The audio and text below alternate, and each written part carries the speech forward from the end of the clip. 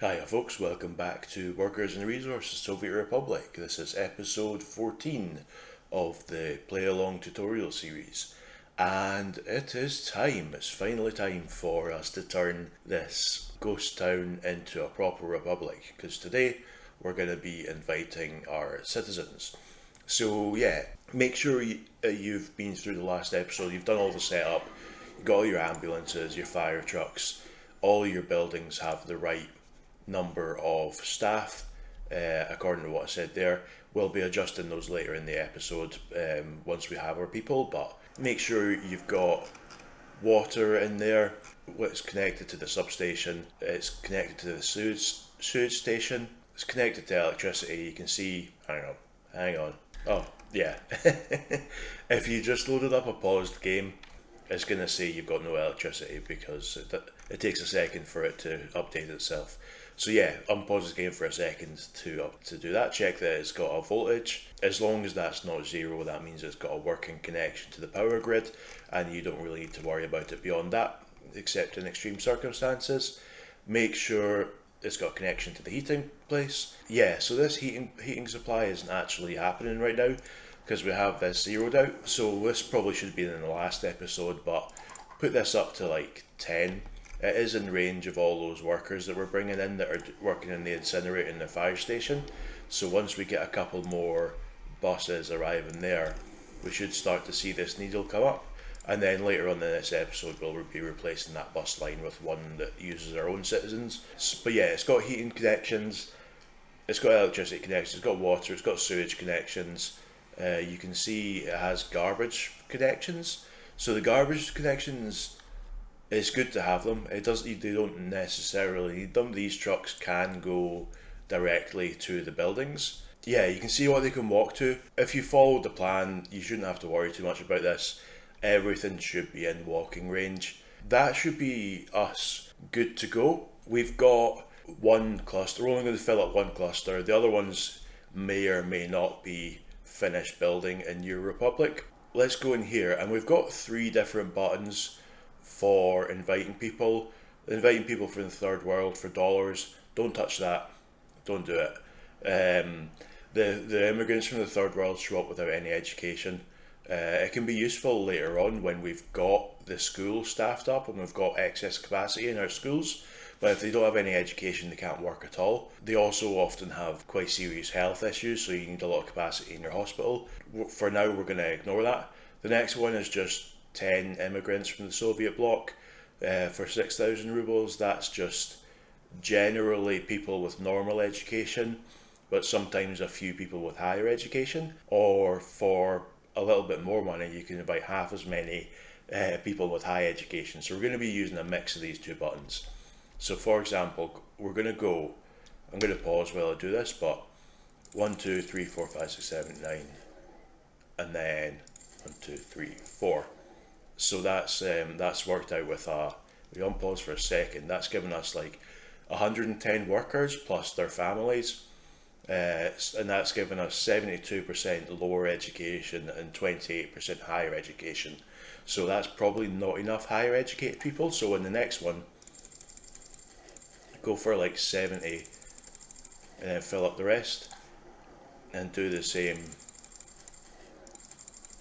Yeah, 70 or 80, fill up the rest, and now we've got 38% higher education.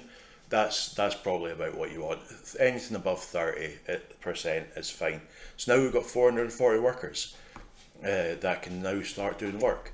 And if we pause and have a look down, we're going to start seeing them all come out of their flats and go off to work and shop and go to the hospital. Take a look at all your buildings. Just for the first few minutes after they arrive, take a look at all your buildings. Make sure they're getting workers. Make sure they're not getting overloaded with like visitors or patients or shoppers or whatever. So yeah, this one looks like it's overloaded. It's not a huge deal if the school gets overloaded a little bit, because they'll just come back the next day. Every time they get into the classroom, their education level will go up a little bit, and they don't need to go every day for their entire childhood in order to achieve basic education. and the same for students. So yeah, we've got our people in, we've got stats now though. Let's have a look at all our stats. So we've got our just standard population numbers. We've got 440 workers, and we've already looked at the lower education and the higher education. We have a bunch of kids of various years. We'll talk a little bit about that. The 0 to 6 years, we'll come back to that because there's another stat that's relevant to that. 7 to 15 years, they will go to the school. 16 to 21 years, assuming they have completed their education at the school, they will start going to university and working on higher education. And then 21 plus without own flat. Once they reach 21, or when they graduate from university, I think they want to move into their own flat. If you don't have one, that number will start going up. And that's a really good way to check if you need to build more flats, essentially, if you need more residential buildings. And then the universities will educate people who are adults if they have the spare time. And then there's prisoners and tourists. We don't have any of those yet. We'll talk about prisoners later on. We'll talk about tourists, maybe never, but possibly in a very long time. But yeah, on to the next one. Unemployed workers. This is the where you look for your efficiencies. We currently have 70 unemployed workers, but none of them because they couldn't find a job, none of them because they don't have any education, none of them because they were too ill. But we've got 69 or 70 of them couldn't work because they have a small child and they need to look after their small child. That is normal because we haven't built a kindergarten. We don't need a kindergarten yet. Once we have industries set up and we want to really maximise our worker use, then we can worry about kindergartens. The fact that we're at 0% other than that means that we probably have our staff's probably too much in each of these buildings. So one thing you probably want to do on a regular basis now that you have citizens is like go around and adjust how many people are working. The other thing you want to do actually is if you have any of these still being constructed, you'll see that by default the max number of workers outside construction office is set to 100. So all our citizens will see these building sites as valid places for them to go and work, but they'll do it whether or not there's any work to be done there. If there's no materials for them to build, like this one doesn't have any bricks to build, so it can't progress, but people are still going there. So you can either do this to reduce it, or you can click on the number and press 0. And that's, yeah, I'm going to quickly do that for all our remaining ones in this rebuilt one. Cool, yeah. So now that that's happened, we should start seeing, now that that's happened, and assuming our buildings have the right number of staff, we should start seeing the number of people not working due to no workplace go up. And we should also start seeing workers waiting at the bus platform. Once we start seeing workers waiting at the bus platform, then we can start using them for our heating plant, and we can start using them for construction. The other thing is, in your bus platform, you're going to see passengers waiting. Remember, we didn't give them a pub. We also haven't given them a church. We can't give them a church because that's not a thing. Can't build churches, but they still want to do them because, like, Soviet atheist things. So when they can't find one of their needs, they will go to this bus stop and wait for a bus to pick them up. But there's no bus ever coming to pick them up. So we can untick passengers there. Same for students and tourists. We only want workers waiting at this bus platform. The other thing is this popped up, citizen health too low. That isn't necessarily a problem. So the main thing you want to look up is here. But essentially what happens is when the first person moves into a new flat, for some reason they're almost always at really low health and sometimes low happiness and sometimes low loyalty. So you'll get a message about their health or their happiness or their loyalty. So just double check, and if it's the first person in a new flat, then it's not actually a problem. So yeah, after the unemployed workers, there's adults who cannot study and children who cannot study. Basically that's just your school and your university capacity. Fairly intuitive, that one. And then prisoners not working. We don't have any prisoners yet, and we probably won't have for a while, but when we do, you do have the option to get a prison bus and make them work. And yeah, back to health. Obviously, if they were able to eat, then that's good for their health. If they're not able to eat, that's very bad for their health. If they drink alcohol, that's bad for their health. If they do sports, that's good. If they encounter pollution, that's bad. If they encounter radioactivity, that's really bad. And then that affects their lifespan, right? This also tells you if someone was unable to visit the doctor last time they tried. Because we're not giving them a pub, your health should stay like 85+% naturally, unless you start giving them alcohol or exposing them to pollution. Yeah, so essentially, as long as things don't go horribly wrong, your health should stay pretty high.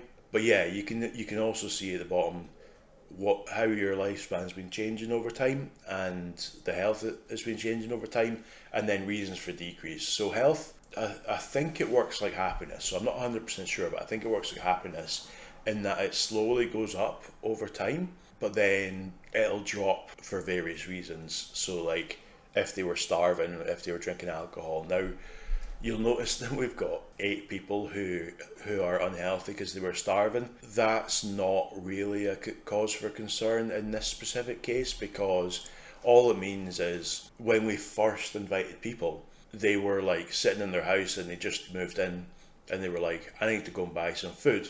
Then they like telepathically knew that the shopping centre had no one working at it, and for the amount of time it took those workers to walk from their flats to the shopping centre and like open it up, they like 8 people were like, oh no, I can't go and buy any food, that means I'm starving.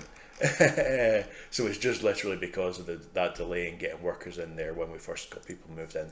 That should disappear over time. Happiness, same again. If they can't get clothing, they get unhappy.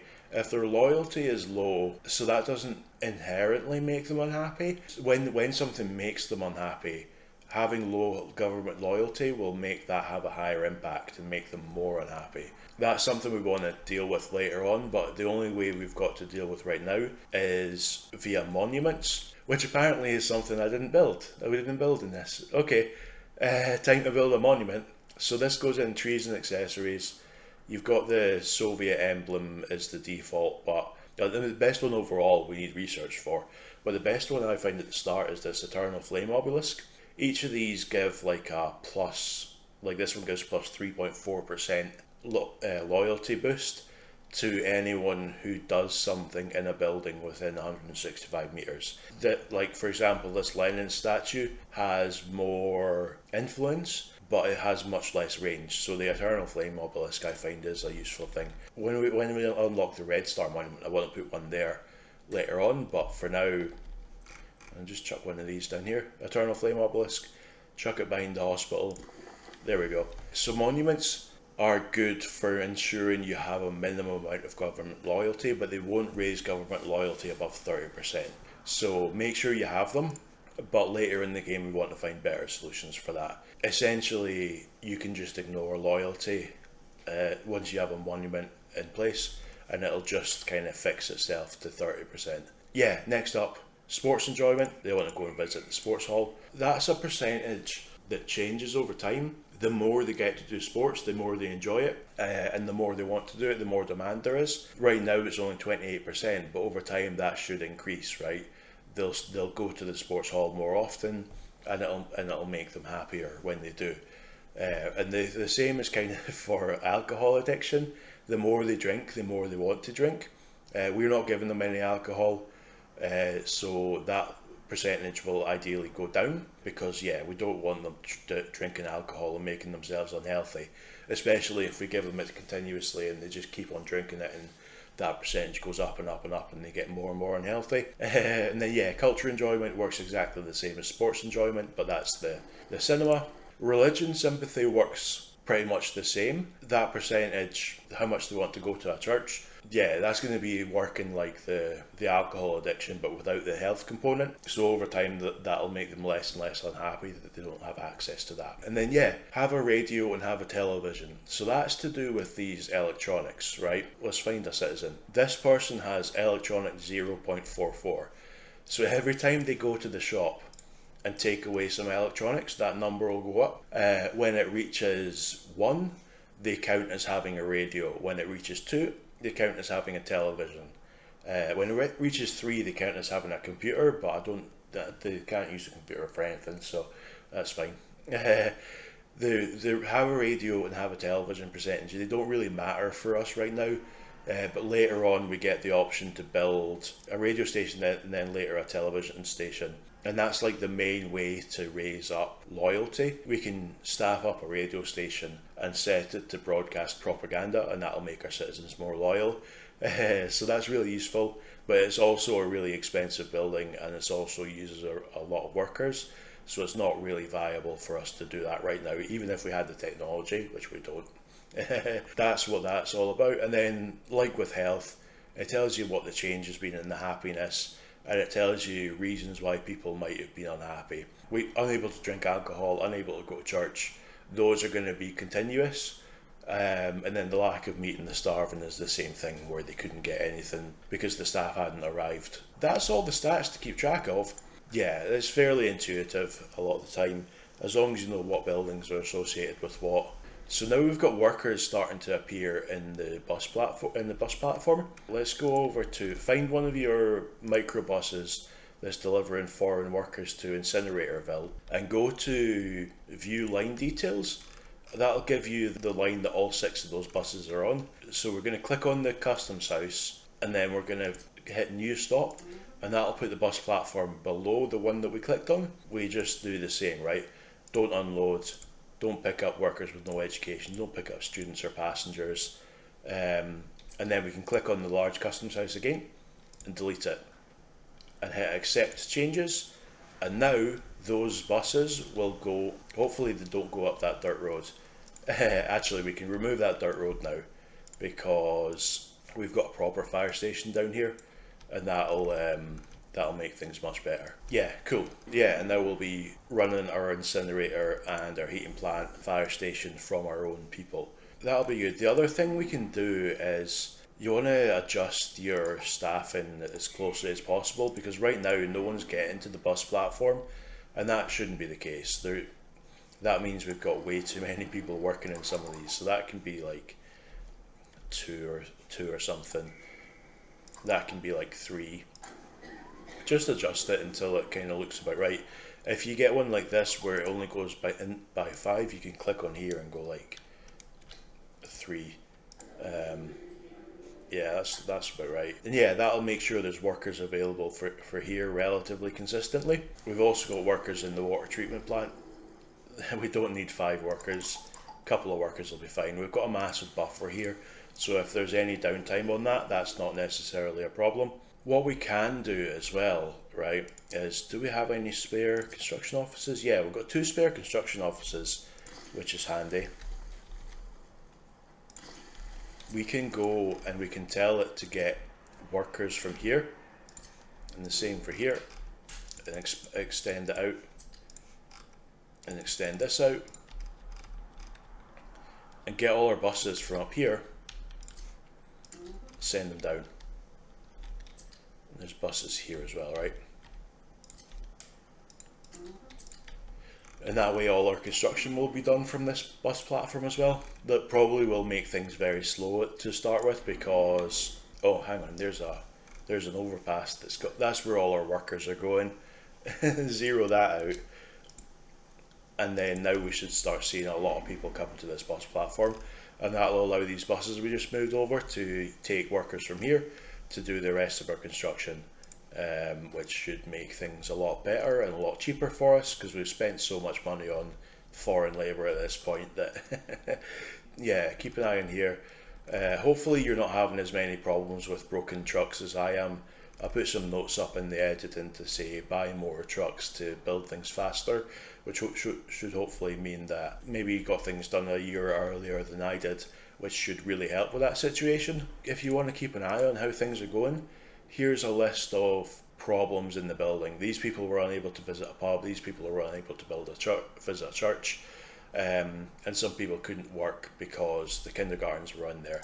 If you see something that doesn't make sense there, like people couldn't get food or whatever, that's a sign that you need to go and have a look and make sure this has got goods and make sure it's got enough workers, etc. Sometimes you might see it and it's like one person couldn't go to the cinema out of 110, which is usually just fine. That just happens sometimes. Like, because we've only got 2 staff in here, sometimes both of their shifts will end at the same time, and they'll go home and there'll be no staff there for like 10 seconds, and one or two people will try and go to the cinema in that time and be like, no, I can't go to the cinema. So yeah, if it's only a small number, don't worry too much about it. If there's a pattern of lots of people not being able to get something, then that's a problem. You've got to do something about that. And yeah, our heating's up to full now that we've got this heating plant staffed up. We've got some people, yeah, okay. So sometimes you're going to get people saying they don't have a job because they couldn't get picked up from here quick enough. So the way workers look is they'll look for a workplace within walking range. So say there's an empty slot in the shopping centre, they'll go walk there. If they can't find one within walking range, they'll go to a bus platform instead, and they'll wait on the bus platform to get picked up by a bus. But they'll only wait for an hour, which is like 60 seconds in game time when you're on normal speed. If a bus doesn't come within an hour, they will look for another place within walking range, and if they find one, they'll go and work, and if they can't, they'll teleport home and try again, and then, yeah, here we go. Yeah, so they'll keep trying to find a place to work until their total time travel reaches 5 hours, and then they'll be like, nah, I'm not going to do any more work, and they'll go home. That should be good. Yeah, just double check, make sure you have no issues.